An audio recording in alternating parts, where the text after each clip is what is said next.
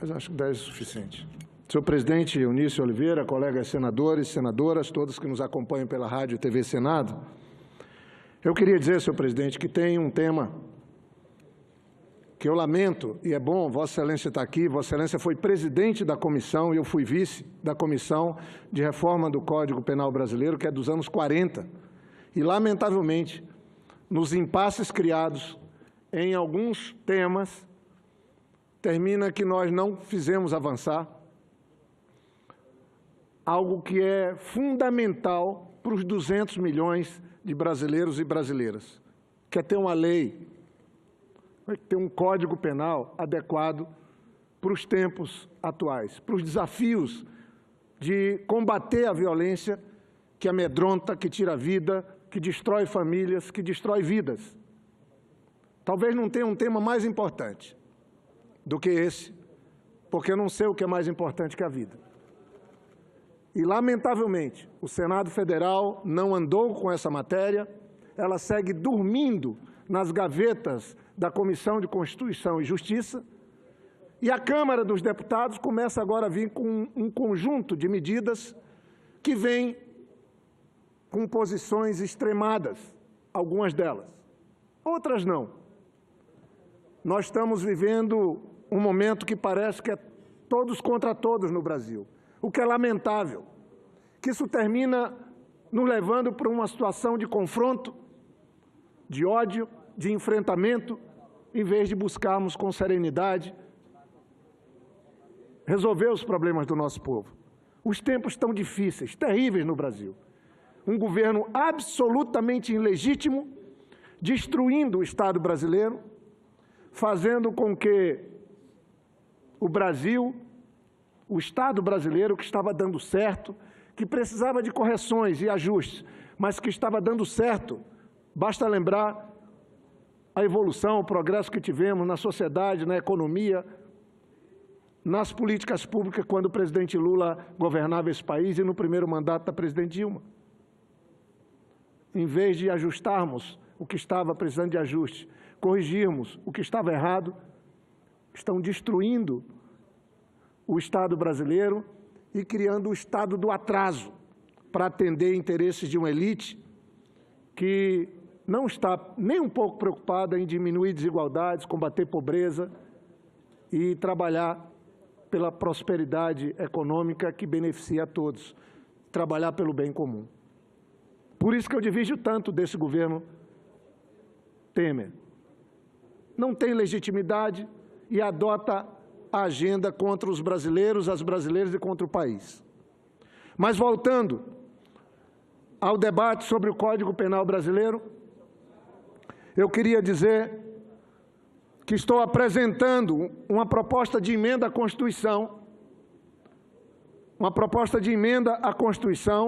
colhi 33 assinaturas, precisavam só de 27, e essa proposta de emenda, ela estabelece na Constituição que quem cometer crime hediondo, crime de violência contra a vida, se julgado e condenado, cumprirá a pena em regime fechado. É algo que faço para resolver um problema, para resolver uma situação de confronto entre o Supremo, as decisões do Supremo e a legislação. Porque há anos nós vivemos uma situação, nós tínhamos a Lei 8.072 de 90, em sua redação original, determinava que todos os condenados por crimes hediondos ou equiparados deveriam cumprir a pena em regime integralmente fechado. Estava estabelecido na Lei 8.072 de 90. Em 2006, por 6 votos a 5, o Supremo Tribunal Federal declarou esse dispositivo inconstitucional. Por 2 razões. A norma violava o princípio da individualização da pena e a norma proibia a progressão do regime de cumprimento de pena. Em 2007, diante da decisão do Supremo, o Congresso Nacional editou a Lei 11.464 de 2007, modificando o parágrafo 1º do artigo 2º da Lei 8.072 de 90, que passou a ser alterado a pena por crime previsto nesse artigo, ou seja, crime hediondo, será cumprida integralmente, foi modificada para a pena por crime previsto nesse artigo será cumprida inicialmente em regime fechado. Sabe o que é que aconteceu?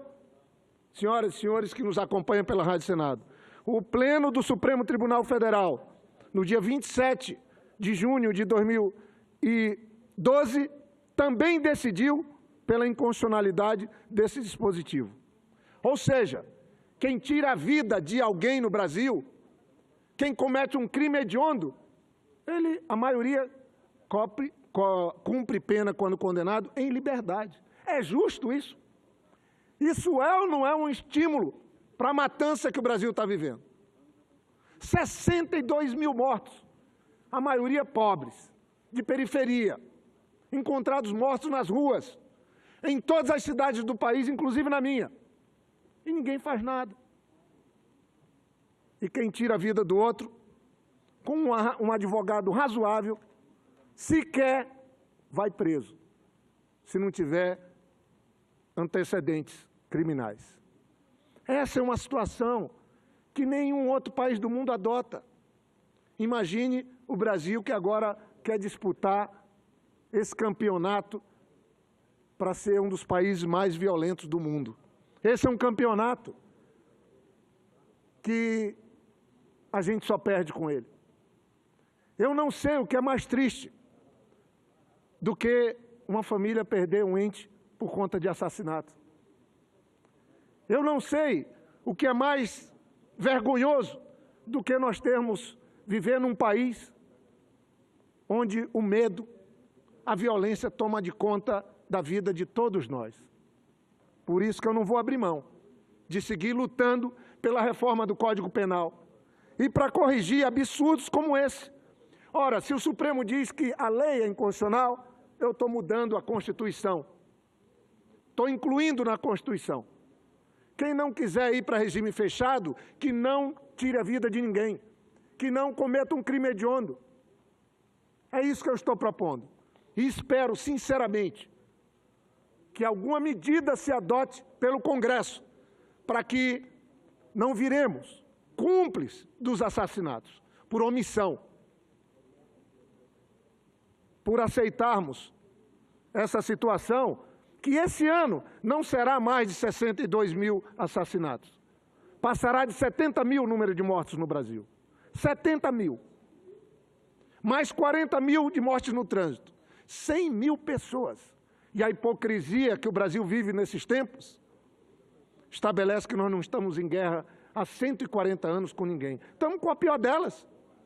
Fazendo guerra entre nós mesmos. E tem um ambiente, de um lado, radicais querendo soltar todo mundo que está preso.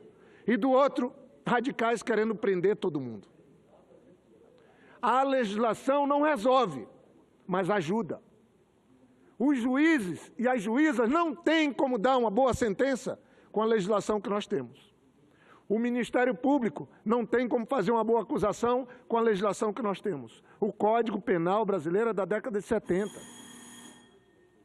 Então, senhor presidente, eu pergunto, faço uma consulta à mesa, se o tempo é de 10 minutos ou são 20 minutos.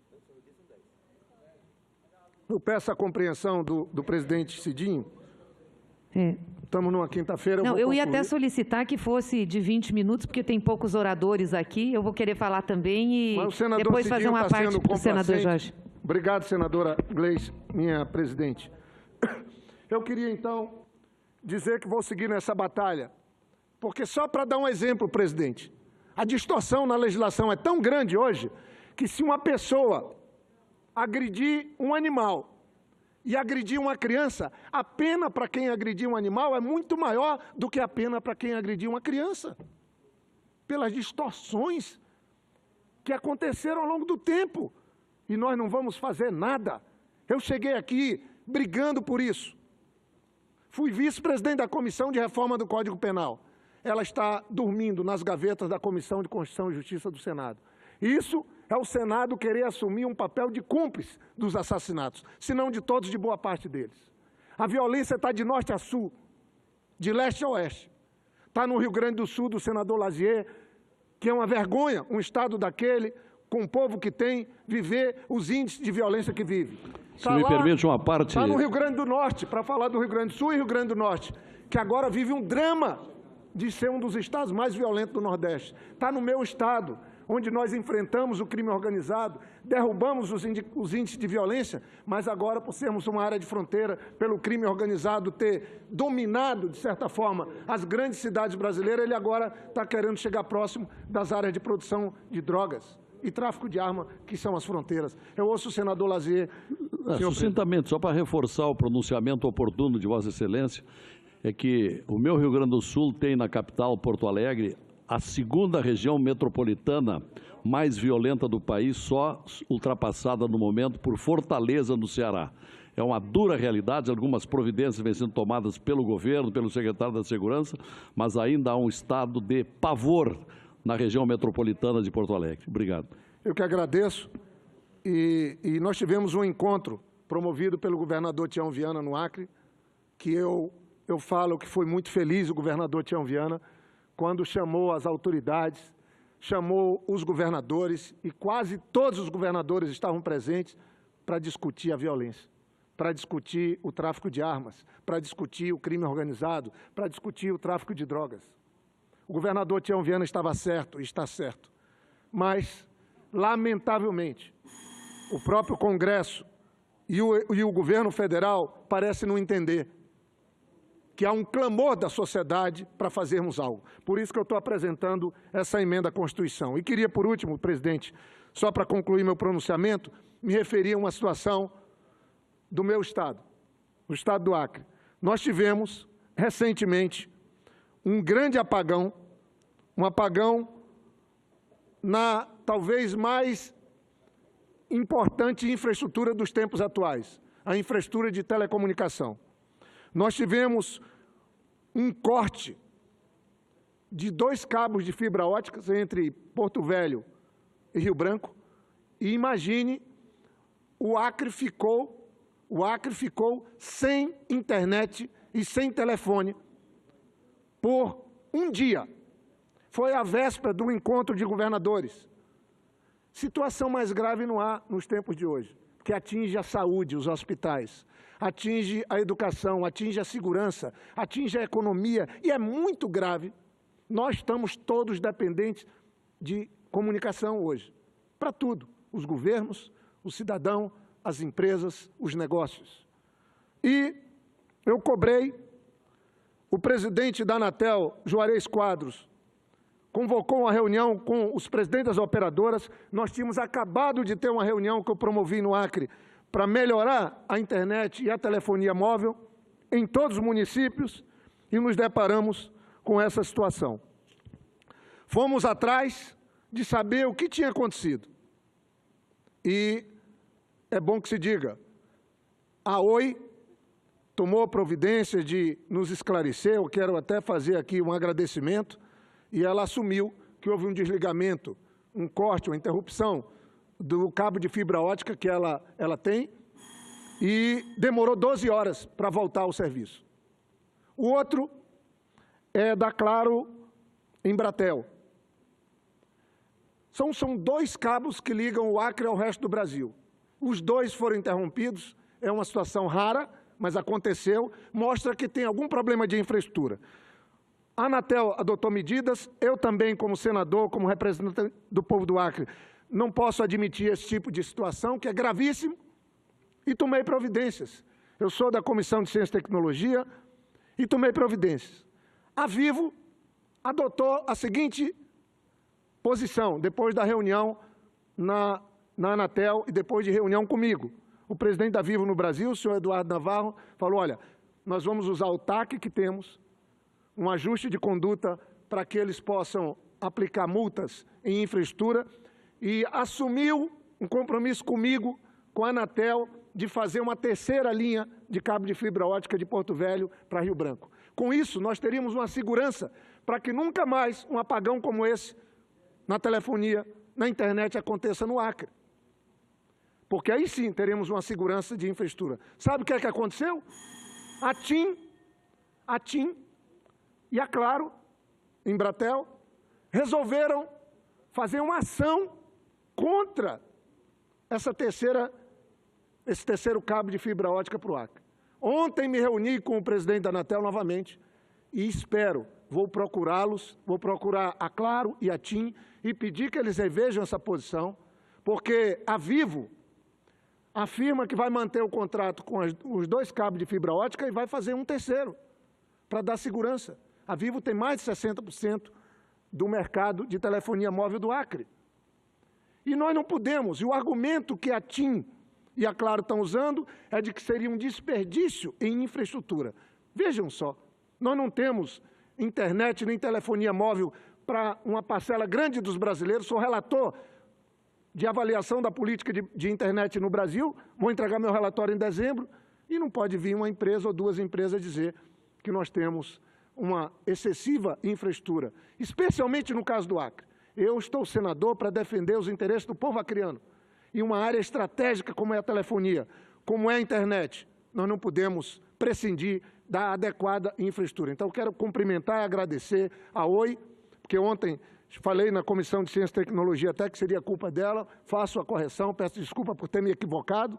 A Oi está lá procurando fazer sua parte, nos ajudar para que não tenha apagão também para o lado de Cruzeiro do Sul, Feijó, Tarauacá, Sena Madureira. É muito importante a manutenção. Ontem eu tratava dessa fibra ótica para Cruzeiro do Sul e para o interior do Estado. Ontem eu tratava isso com o Dr. Juarez Quadro, com o ex-senador Aníbal Diniz, que é conselheiro da Anatel, mas eu não posso deixar, e aí encerro mesmo, deixar de registrar aqui que eu espero que a TIM e a Claro possam rever suas posições e nós termos uma terceira linha de fibra ótica para o Acre, o quanto antes, e a Vivo tem dito, se conseguir ter mais um cabo de fibra ótica, Rio Branco e os outros municípios vão ter uma infraestrutura de telefonia móvel e de internet muito melhor do que aquela já anunciada recentemente pelo senhor Eduardo Navarro, presidente da Vivo no Brasil. Então, esse registro eu faço, senhor presidente, agradecendo a Vossa Excelência a tolerância do tempo. Ontem eu consegui também